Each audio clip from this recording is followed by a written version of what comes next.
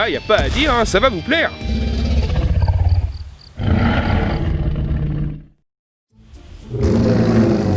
Bon, écoute Rex, je te propose un marché. Tu me laisses en vie et je te laisse faire ce que tu veux du film dans lequel ils ont osé te tuer.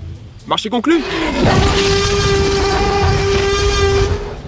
Ah, je prends ça pour un oui. Eh ben... Bon ben, nous on va se tailler. Ah, apparemment, il a encore faim. Et il vient par ici. Bon, lancez le générique. Ah, putain de merde!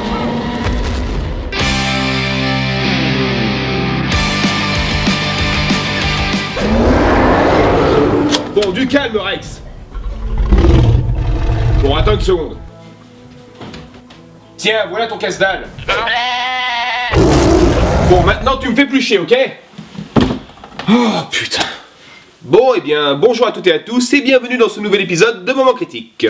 Et ce sera un épisode assez spécial vu que l'on va parler du nouvel opus d'une saga qui a grandement marqué ma vie de cinéphile. Vous l'aurez certainement compris, nous allons parler de Jurassic World réalisé par Colin Trevorrow. Tu parles, c'est dans le titre de la vidéo, et t'as fait toute une intro y faisant allusion. S'ils avaient rien vu jusque-là, c'est qu'ils sont vraiment cons, tes internautes.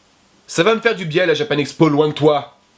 Près de 20 ans après les événements d'Isla Nublar, le parc est enfin ouvert, accueillant des milliers de touristes chaque jour. Mais la compagnie InGen, qui souhaite attirer plus de visiteurs, va mettre au point un spécimen hybride de plusieurs espèces. Mais voilà, la créature va échapper à tout contrôle.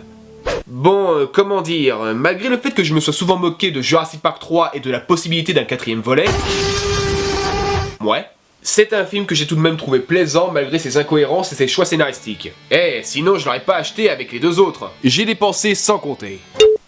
Bon, pour un centime, c'est bon!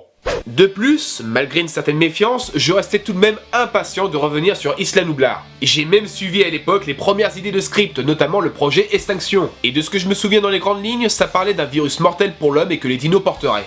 Enfin voilà, après plusieurs changements de réalisateurs et de scénaristes, Jurassic World a pu enfin voir le jour. Et honnêtement, je m'en méfie un petit peu quand même, donc j'ai évité toute la promo pour avoir le plus de surprises. Et au final... ouais, c'est sympa. Le principal défaut du film, eh bien, c'est qu'il balance trop entre les qualités et les facilités grotesques. Ce qui est étrange d'ailleurs, car plus un film avait du budget, et plus il perdait en qualité. Ouais, on nous propose essentiellement ici une accumulation de clichés que même Jurassic Park 3 avait su éviter. Prenons par exemple les personnages. Nous avons par exemple ici Claire, jouée par Bryce Dallas Howard, qui a joué entre autres Gwen Stacy dans Spider-Man 3, que je n'ai pas vu. Coucou MJ! Ou encore dans Twilight chapitre 3. Coucou MJ! Elle nous sert ici le bon gros stéréotype de la tante qui ne peut pas s'occuper de ses neveux car elle a trop de travail, qui ne connaît absolument rien d'eux, même pas leur âge, si, véridique, qui a le droit à une amourette des plus prévisibles, et qui au final va devenir badass sans aucune réelle transition. Et nous avons le droit aussi au bon vieux cliché des gamins chiants et désagréables qui n'écoutent jamais rien, rendant même la fille de Ian Malcolm plus sympathique. Bon enfin, même s'il est intéressant de savoir que l'un d'entre eux a commencé sa carrière dans un film de Steven Spielberg. Putain mais tout est lié! Et que dire de l'antagoniste principal qui cherche à corrompre les créatures pour en faire des armes de guerre. Stop! Le prochain qui me rappelle que cette série a existé, il servira de casse-dalle au Raptor, compris? Les seuls personnages qui s'en sortent réellement selon moi sont tout d'abord Omar Sy, qui en plus d'être sympathique, lève enfin la malédiction des blagues qui crèvent dans les Jurassic Park. Il était temps putain! Par contre c'est vraiment dommage parce que son personnage est vraiment transparent. Il ne sert qu'à mettre en avant l'autre personnage qui s'en sort le mieux. À savoir notre cher Star-Lord préféré, Chris Pratt, qui joue ici un putain de dompteur de Raptor, qui respecte profondément ses créatures et qui est opposé à l'aspect commercial du parc. C'est celui avec lequel on a le plus d'identification. En même temps, on a l'impression que c'est le seul mec compétent du parc. Et puis merde quoi, il roule en moto aux côtés d'un groupe de Raptors. Si ça c'est pas la classe!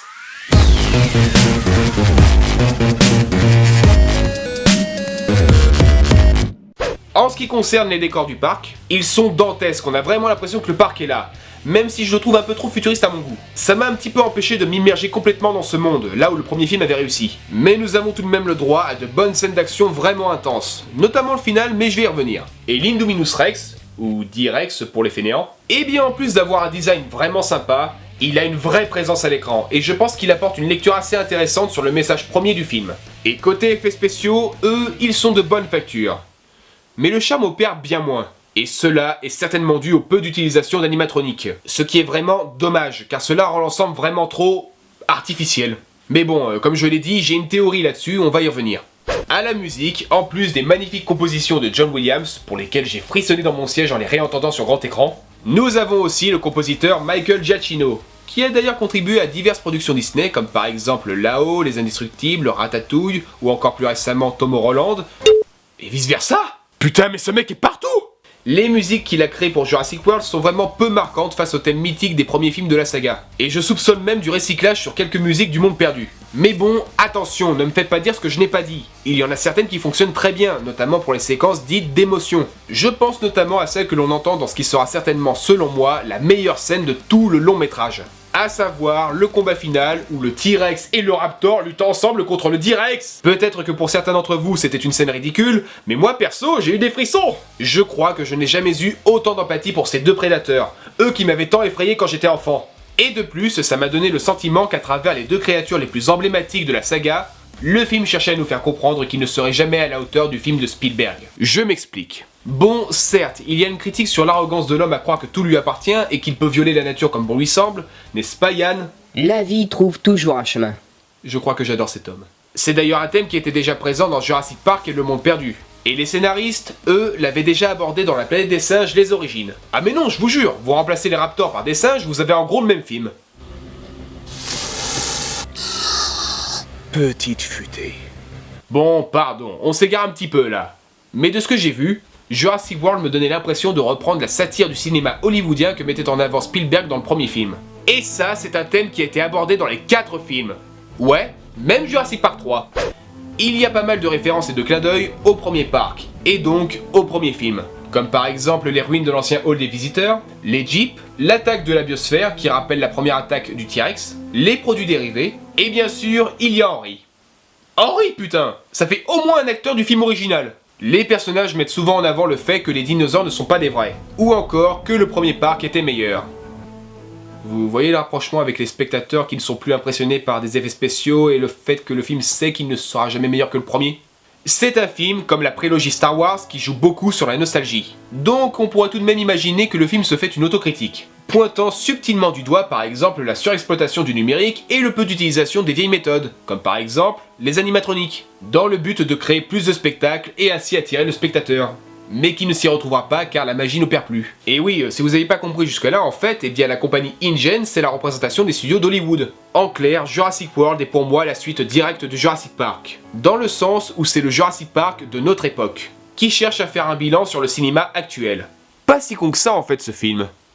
Bref, pour conclure, Jurassic World est certainement l'un des opus les plus ambitieux, mais il reste tout de même inférieur à certains de ses aînés. Bon, c'est surtout à cause de ces clichés qui sont vraiment insupportables. Mais bon, la nostalgie prend tellement le dessus que pour ma part, j'ai tout de même passé un moment agréable. Honnêtement, je ne suis pas réellement sûr que l'on puisse dire qu'il soit réservé aux fans de la saga. Après tout, comme je l'ai dit, c'est le reflet de notre cinéma actuel. Donc il se peut que les générations d'aujourd'hui, même si elles ont aimé les précédents, puissent adorer ce film.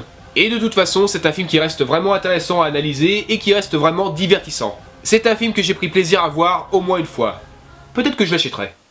Et bien voilà, cette critique est maintenant terminée, j'espère que mon avis vous aura intéressé. Et si vous avez vu le film, n'hésitez pas à laisser votre avis en commentaire. Je vous dis à tous à très bientôt pour de nouveaux films, et à mon avis, cela va vous mettre une humeur joyeuse.